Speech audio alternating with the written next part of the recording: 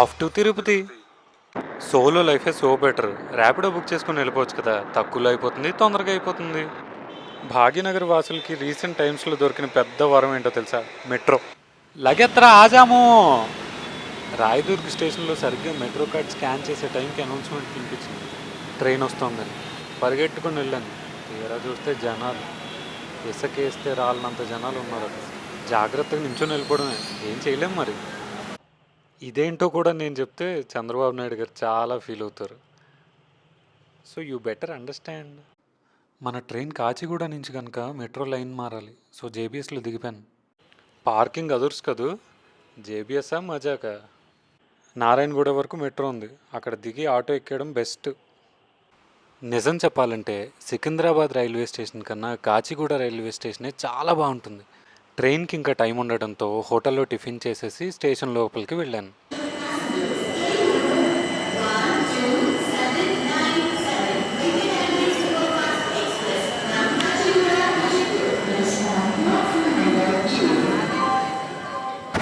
సుప్రభాతం యొక్క రహస్యం ఏంటంటే సూర్యోదయాన్ని హృదయపూర్వకంగా చూడటం అంటారు యాంథోనీ టీ హింగ్స్. మామూలుగా సన్ రైజ్ చూస్తేనే మంచి ఫీల్ వస్తుంది, అలాంటిది నన్ను నమ్మండి ట్రైన్లో నుంచి చూస్తే ఆ ఫీలింగ్ వేరే లెవెల్ అంతే. కానీ మనం అదేం చేయకుండా ఉదయం లేచి సీరియస్గా నెస్కేఫే సన్ రైజ్ కలుపుకొని తాగేస్తాం. కాసేపటికి తిరుపతి వచ్చాం.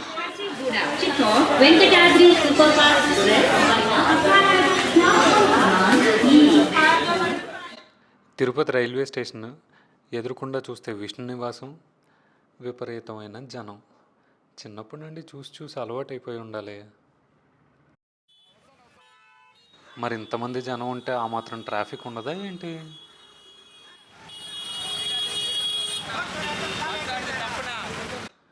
తిరుమల కొండ మీద అయితే అకామిడేషన్ దొరకలేదు. ఇక్కడ కిందన శ్రీనివాసం రెస్ట్ హౌస్లో దొరికింది. సో ఇక్కడికి వచ్చాము. త్వరగా తయారైపోయి నడక మొదలెట్టేయాలి.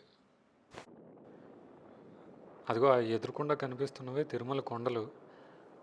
మనం ఇప్పుడు వారధి మీదుగా వెళ్తున్నాం. ముందుగా అలిపిరి చేరుకుందాం. ఎందుకంటే శ్రీవారి మెట్ల దారి కన్నా అలిపిరి మీదుగా వెళ్తేనే మనకు అక్కడికి వెళ్ళిన ఫీలింగ్ వస్తుందని నా నమ్మకం. ఎదురుకుండా గరుడ విగ్రహం కనిపిస్తుంది అంటే మనకి అలిపిరి వచ్చేసిందని అర్థమైపోవాలి. సో మనం ఇప్పుడు అలిపిరి చేరుకున్నాం. దక్షిణ భారత సంగీతం ఈరోజు ఇంత స్ట్రక్చర్డ్గా ఉన్నది అంటే దానికి కారణం పురంధరదాస్. ఆయన విగ్రహం ఇక్కడ పెట్టి బాగానే గౌరవించారు. ఇక్కడ నుండి నడకదారి మొదలవుతుంది. కొబ్బరికాయలు, పసుపు, కుంకుమ అన్నీ అమ్మే చోటు ఇదే.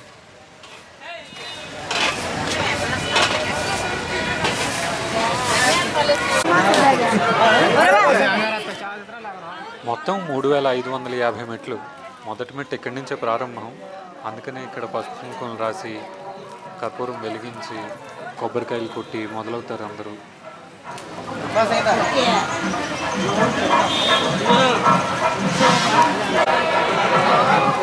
ఎప్పుడు సరదాగా ఎక్కడం కానీ ఈసారి ఒక మొక్కుకొని ఎక్కాను. అదేంటో తర్వాత చెప్తాను.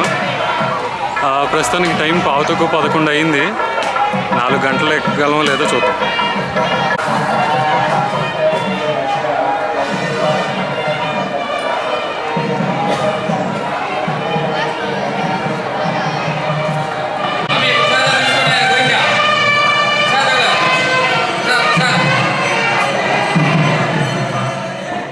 మొదటి గోపురం, దీని పేరు రాజగోపురం.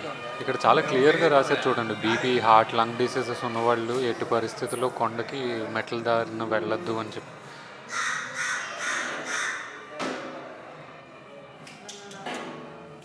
ఈ నడకదారిలో మొత్తం 10 అవతారాలు ఉంటాయి. అందులో మొదటిది మత్స్య అవతారం. ఇది ఫ్రిస్కింగ్ పాయింట్. ఈ పేరే చాలా వింతగా ఉంటుంది. ఇక్కడ మనల్ని చెక్ చేసి పంపిస్తారు ఫస్ట్. ఏప్రిల్ మొదటి వారం అయినా సరే విపరీతమైన ఎండగా ఉంది, చాలా వేడిగా ఉంది. ఎక్కడం కొంచెం కష్టం ఈ టైంలో.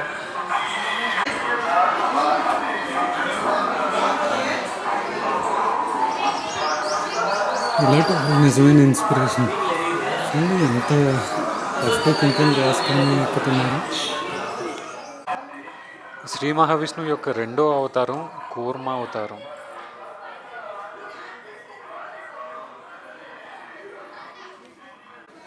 ఇప్పుడు మనం మైసూర్ గోపురానికి వచ్చాము. ఇది 250 స్టెప్స్ దగ్గర ఉంటుంది. బమ్మెరపోతన శ్రీమద్ భాగవతాన్ని ఎంత బాగా అనువదించారు అనడానికి గజేంద్ర మోక్షం ఒక బెస్ట్ ఎగ్జాంపుల్. ఎప్పుడైనా వీలు చూసుకొని మనం ఇందులో ఉన్న పద్యాలన్నీ చెప్పుకుందాం. ఇంకా మనం 500 మెట్లు ఎక్కాం. 3050 మెట్లు ఉన్నాయి. బయట వాతావరణం దారుణంగా ఉంది.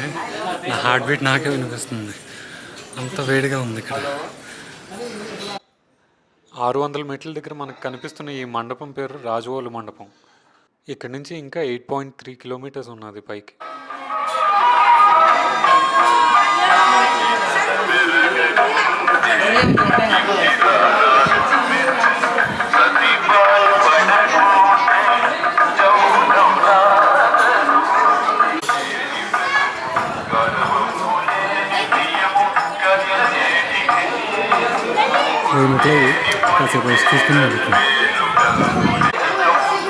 అసలు ఎంత కష్టపడుతుంది ఎందుకని వీడియో లాస్ట్ వరకు చూడండి. చూసిన తర్వాత నవ్వు వస్తుంది. నవ్వండి.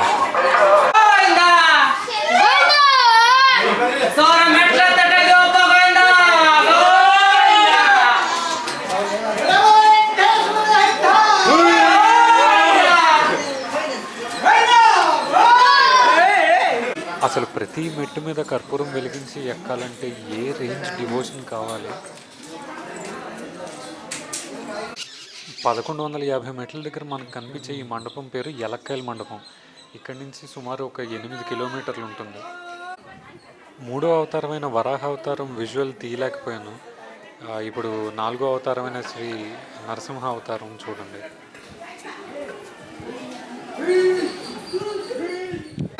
నేను చూస్తూనే ఉన్నాను. ఈవిడ కొండంతా ఆ పిల్లని పట్టుకుని అలాగే ఎక్కారు.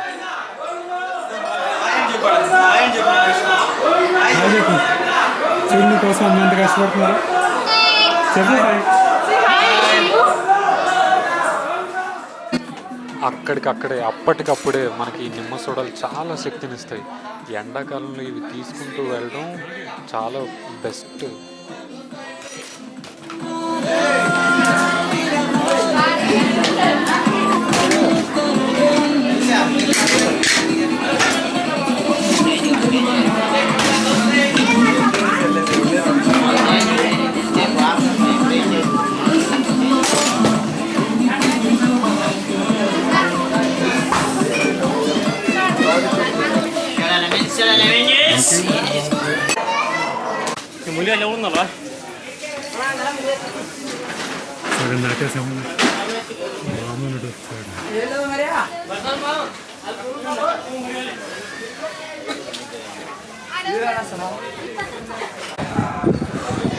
టైం ఇప్పుడు 11:12 అయింది. అంటే సరిగ్గా మనం స్టార్ట్ చేసి 1 గంట. ప్రస్తుతానికి మనం గాలిగోపురం దగ్గర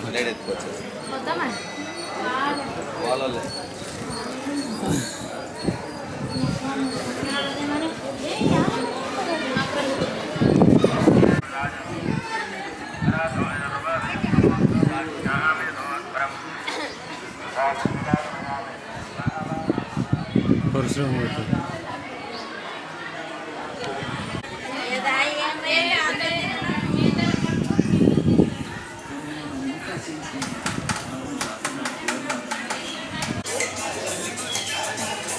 ఎన్నాడు కోసం పశ్చిమ ఇక్కడ ఉంది. గోవింద హరి గోవింద గోకులందరూ సాయిబ్రహ్మ. ఏదో ఎక్కేసామని కాకుండా ఈ గోవింద నామాలన్నీ చదువుకుంటూ వెళ్తే ఎంత బాగుంటుందో తెలుసా.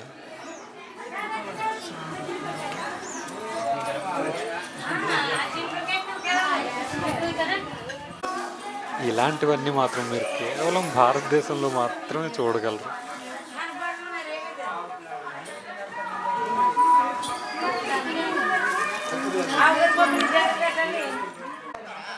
శ్రీరాముడు అంటే ఒక అవతారం, కేవలం ఒక రాజు కాదు, భారతీయులందరికీ ఒక ఎమోషన్. జై శ్రీరామ్.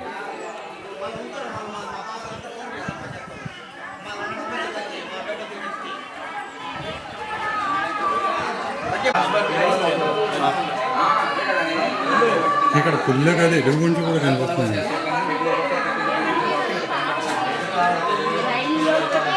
ఇంకా గాడి గోపురం తర్వాత మెట్లన్నీ ఇలాగే నడుచుకుని వెళ్ళిపోతూ ఉంటాయి.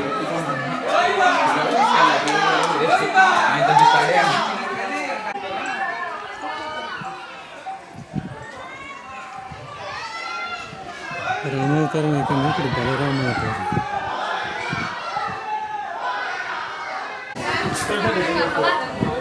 12:05 అయింది. ఇంకో 1000 మెట్లే ఉన్నాయి. 2500 మెట్లు ఎక్కేసాం మనం. పదండి ఫాస్ట్.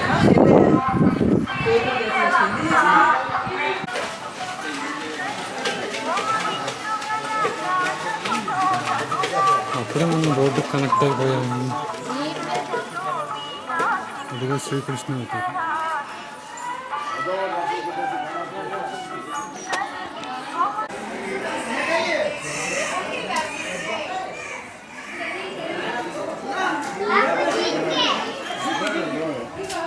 జంతువులకి తినడానికి ఏం తక్కువగా ఉంటారు కానీ వీళ్ళెవరు వెళ్ళచ్చు. వీళ్ళు పెట్టేవి తినడానికి జింకల్ని తినడానికి పులులు వస్తున్నాయి. చేతిలో తినుబండారాలు ఉంటే ఇవి మాత్రం ఖచ్చితంగా పరిగెట్టుకుంటూ వచ్చి మరీ లాక్కుంటాయి. కాస్త జాగ్రత్తగానే ఉండాలి.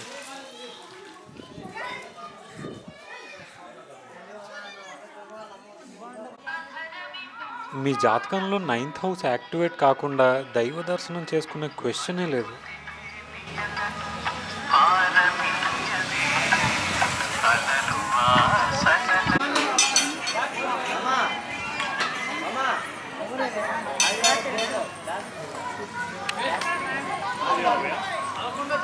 ఇప్పుడు ఇక్కడ కొబ్బరి బొండాల దగ్గర ఎవరికో ఏదో చిన్న ఇష్యూ వచ్చి మాట్లాడుతున్నాడు. ఆయన కెమెరా ముందు మళ్ళీ మాట్లాడడానికి ఇష్టపడలేదు. ఇక్కడ అంతా ప్రజాస్వామ్యం కాదు, సామ్యవాదం.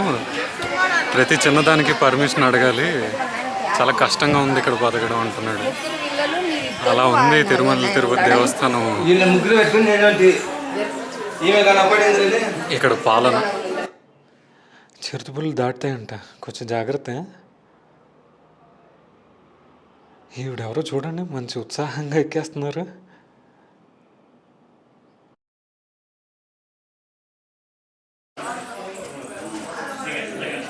స్టెప్ నెంబర్ 2760 దొరసాని మండపం. ఇంకొక 5 కిలోమీటర్లు ఉంది.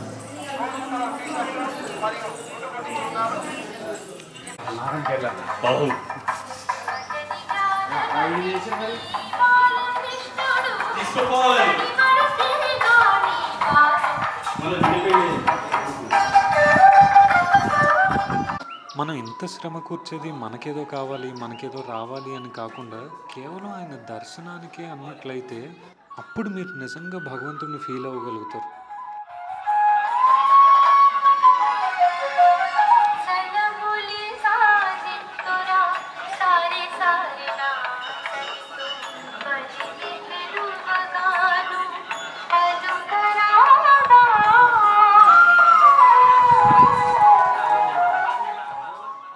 మీరు నడుస్తున్నప్పుడు ఈ గోవిందనామాలన్నీ చదువుతూ వాటి అర్థాన్ని ఫీల్ అవుతూ నడుస్తుంటే అసలు ఎంత డివినిటీ ఉంటుంది తెలుసా ఈ కొండ మీద.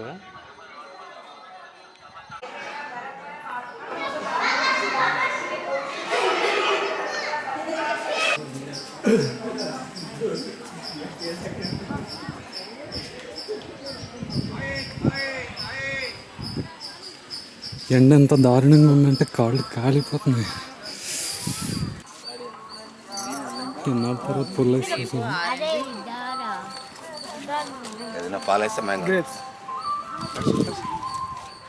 అక్కడ కనిపిస్తున్నవి కాకులకొండ మీద టీటీడీకి ఉన్న 6 విండ్ మిల్స్. ఒక్కొక్కటి 1.25 మెగావాట్స్ కెపాసిటీ ఉన్నవి. కావాలంటే మీరు కూడా బంగారం డబ్బు కాకుండా ఇలాంటివి డొనేట్ చేయొచ్చు. ఫైనలీ మోకాళ్ళ పర్వతం. టైం ఇప్పుడు 1:00 అవుతుంది. మోకాళ్ళ పర్వతం దగ్గరికి వచ్చేసాం.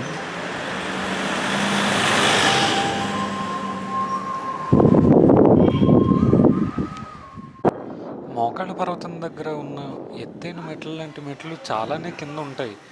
కానీ ఇవి ఎందుకు అంత కష్టం అనుకుంటారో తెలుసా? దీని ముందు మనం నడిచే 2-3 కిలోమీటర్లు చాలా ఫ్లాట్ రోడ్డు. అయితే దానివల్ల అవ్వచ్చు, లేదంటే మోకాళ్ళ మీద ఎక్కడం మామూలుగానే కష్టంగా ఉంటుంది కదా, దానివల్ల అవ్వచ్చు. అంతేగాని ఇవి చాలా ఎత్తైనవి కష్టమైనవి కాదనిపించింది నాకైతే.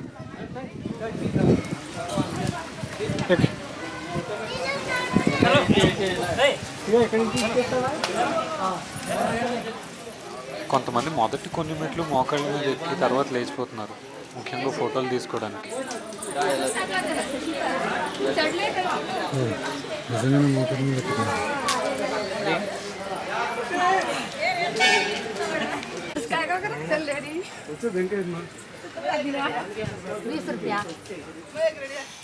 మూడు వేల మెట్లు ఎక్కేసాం, ఇంకొక 550 మెట్లు మాత్రమే ఉన్నాయి.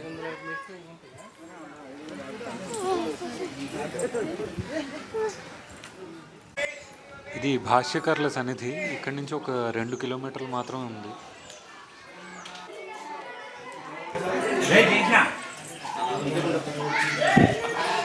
ఇంకా 150.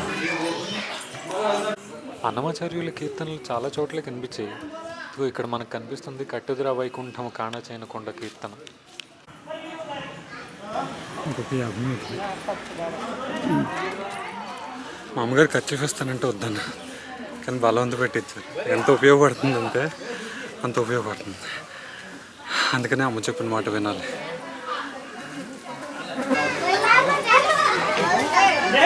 ఫైనలీ వచ్చేసాం మనం.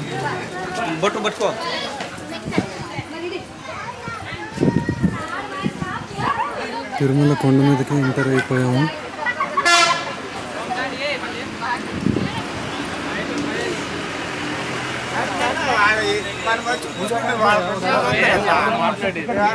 టైం ఇప్పుడు సరిగ్గా 1:15 అయింది.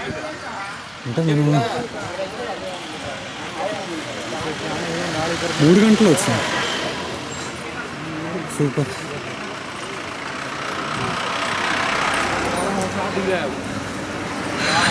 అది అలిపిరి మార్గం మీద మన తిరుమల జర్నీ. నెక్స్ట్ మళ్ళీ అప్డేట్లో కలుద్దాం. అసలు 3 గంటల్లో కొండ ఎక్కేసారంటే మన ఫిట్నెస్ లెవెల్స్ అదిరిపోయాయి. చాలా ఈజీగానే ఎక్కేసాను. అంటే స్టార్టింగ్లో విపరీతమైన ఎండ ఉండడం వల్ల కొంచెం కష్టమైంది, కానీ మెట్ల మార్గం దగ్గర అంటే తిరుపతిలో చాలా ఎక్కువ ఉంది ఎండ. అలా ఎక్కుతున్న కొద్దీ టెంపరేచర్స్ తగ్గుతున్నాయి కాబట్టి సో తర్వాత ఈజీగానే ఉంది. So 3 hours is very decent, right? Okay, ఇంకా డైరెక్ట్గా ఇప్పుడు దర్శనానికి వెళ్ళిపోతాను.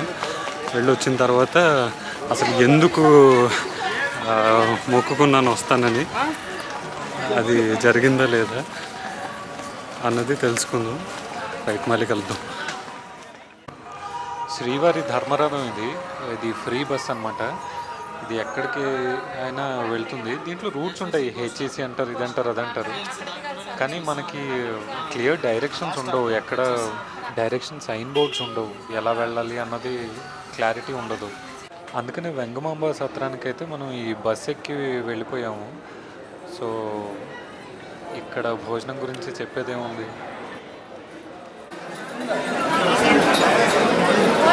చూస్తుంటే తినడానికి వెళ్ళట్లేదు, తిన్నది అరగడానికి అసలు ఈ డెపిక్షన్ ఒక అద్భుతం అని చెప్పక తప్పదు.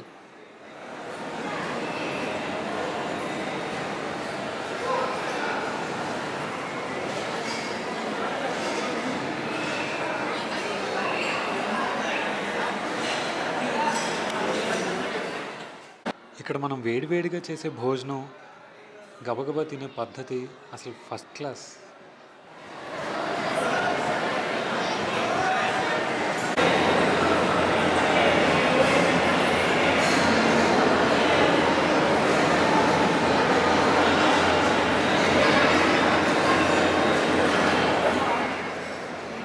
అసలు ఇంత అందంగా తయారు చేయడం మనం ఇంకెక్కడైనా చూడగలమా? మొబైల్ ఫోన్స్ డిపాజిట్ చేసే ప్లేస్లో ఉన్నాం. ఇంక ఇప్పుడు ఇక్కడ ఫోన్స్ పెట్టేయడం.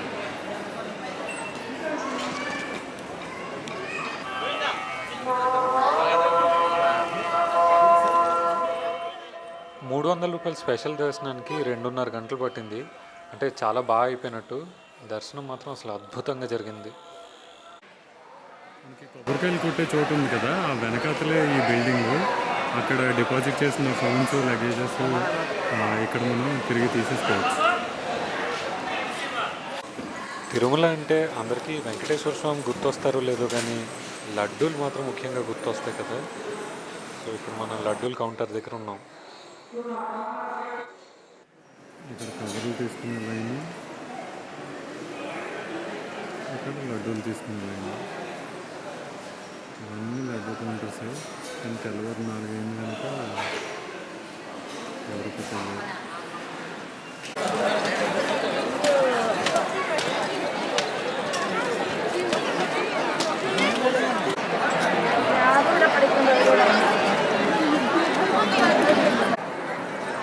అసలు ఎన్ని వ్యయ ప్రయాసాలు కూర్చి టికెట్లు బుక్ చేసుకొని, అకామిడేషన్ బుక్ చేసుకొని, అంత దూరం నుంచి వచ్చి కొండెక్కి